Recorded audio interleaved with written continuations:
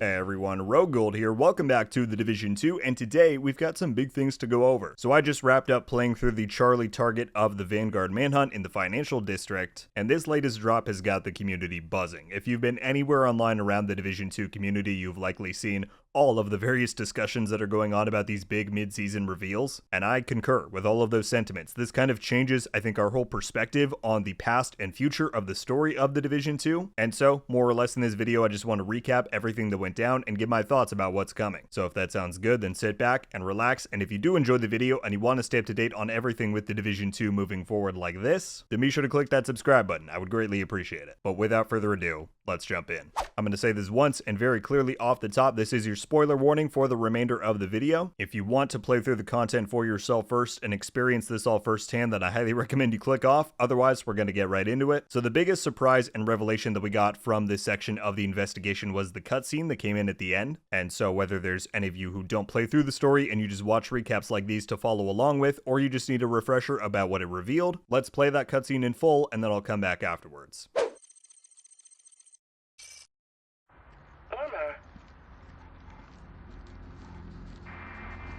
Warmer. Cold. Warmer. Cold. Red hot.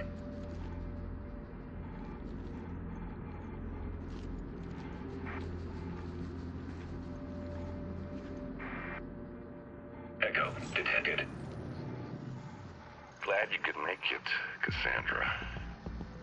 And now before you say anything, I want you to take a deep breath and promise you'll keep an open mind. I need you to listen to me, to truly listen, and be open to admitting that maybe, just maybe, you were wrong. I don't expect you to trust me, but I think we can help each other with our little hunter problem. Oh, I know you must be thinking, hey, what could Aaron Keener possibly tell me about the hunters that I don't already know? You think me and my rogues have been targeting the division? This couldn't be further from the truth, Faye. If you really want to stop the hunters, I can stop them. Well, I can't. But if we work together, we might stand a chance. What the fuck? Present detected. Two-factor authentication required.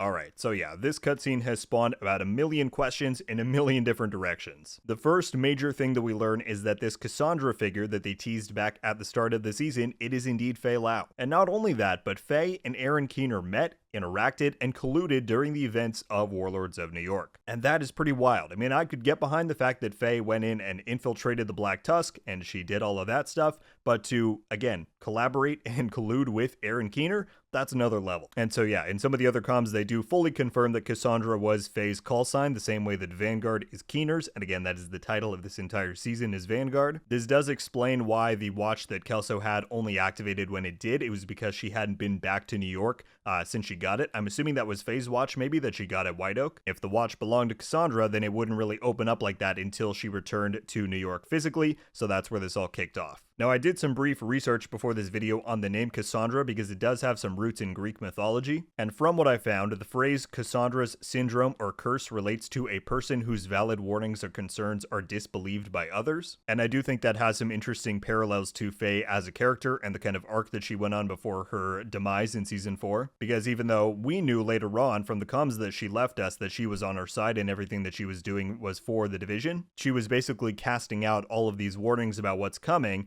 but she wasn't able to directly tell anyone, and that's kind of how we got into this whole storyline to begin with. Before we dive further into the cutscene though, I do also think it's important to read Kelso's paper note that was left to us. Again, they've been leaving these at the tail end of every step of the investigation so far, so this is the one for this time around. It reads, "I knew Cassandra wasn't a traitor. I wish she would have told me what she was up to, but I get it now. I understand why she couldn't tell me, why she couldn't tell anyone. She needed to get the key first. We have the key. Find me, I have so much to tell you. Alright, so it seems clear to me, and this was the first thing I said on stream when we went through this, it seems clear that the key is Barton Schaefer. And I mean, we even learned seasons ago, we heard the comms of them talking, the exact conversation about how he and Faye schemed to have us intentionally capture him at Coney Island. And so I think, this is a slight tangent, but I think that is my only critique with the current story that we have in the Division 2. It's very exciting, and I like the direction that things are going, but it's almost like the overall picture of what's going to happen in the story gets telegraphed way in advance, and then as we go through these seasons, it seems like we glean a few,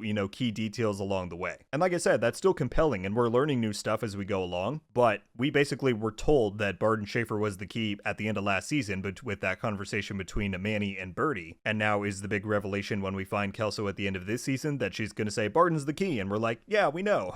I don't want to prejudge before we get there, because maybe it takes a whole different turn, but this is kind of my one big fear heading into year 6, is that the story is just going to end up like running a few laps while we're waiting for the Brooklyn DLC to arrive, since that was originally going to be the very next thing that we did right after this season. That's a whole topic for another day, but I just kind of wanted to say that. However, that's my takeaway from the note, is that Kelso is inferring that Barton Schaefer is the key that Faye was trying to deliver us. Beyond all that, though, there are a few big kind of threads that I want to follow here. The first one being, who is following Kelso? Now, this is a continuation from last time's investigation where she said that she felt like someone was following her. Now, if we didn't know that Faye was dead, it would seem obvious that the stalker is Cassandra, especially when you go back and reread the wording from Kelso's previous note. That said, and I said this last time, I still do not believe that they're going to resurrect Faye. Her death was too cemented at the time, and I do think that it would cheapen the rules and logic of this universe if they were to bring Faye back. But I'll admit, aside from Faye, Cassandra, I'm out of ideas. I am pretty confident in saying that I don't think Kelso was alone in that room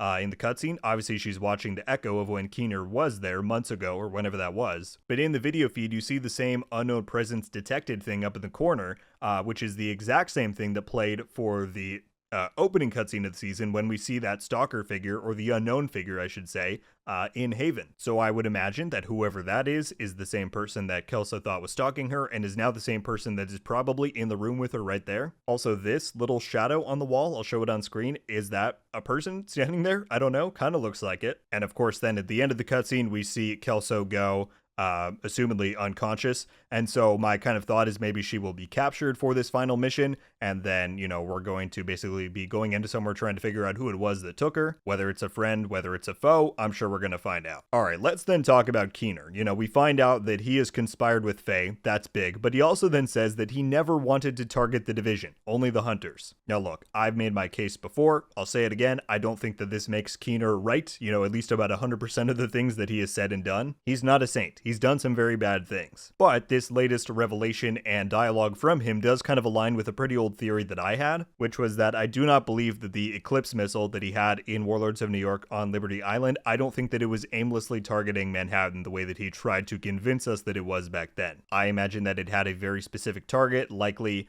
aiming at some kind of stronghold for either Homeland Security or the Hunters, and that has to be why the Black Tusk were so vehemently pursuing him on Liberty Island. I mean, you can go back and listen to the comms when you play through that mission, how they're just throwing everything that they have at him, and it's because, yeah, Natalia is partnered with McManus, and if Keener is going after one of them, he's going after both of them. So I don't know, you connect those dots, you let me know if you kind of agree with that theory. And so in the cutscene here, he says that he has a way that he can take on the Hunters, at least with Faye's help. And so given the fact that this is all taking place back during the events of Warlords, it makes me think, could the Eclipse virus have been specifically engineered to cripple the Hunters in a way that maybe we didn't see happen when he used it on City Hall, for example, in the JTF? Is that why, if you go all the way back to Division 1, that he wanted to capture Vitaly Chernenko was because he needed someone who could make some kind of virus that would expose a weakness on the Hunters? Maybe that goes along with the theory that they're genetically modified or enhanced in some way or another? I don't know. It's kind of hard to say, but that's where my mind went to. And then there's the matter of the supposed present that is in the shade crate that Kelso tries to interact with in the cutscene before it shocks her and knocks her unconscious. Maybe there's something in there that we're going to find out about, but also, is there really something in there? Or could Keener have left it thinking that both he and Faye would survive, and then she would walk in there and walk into his trap?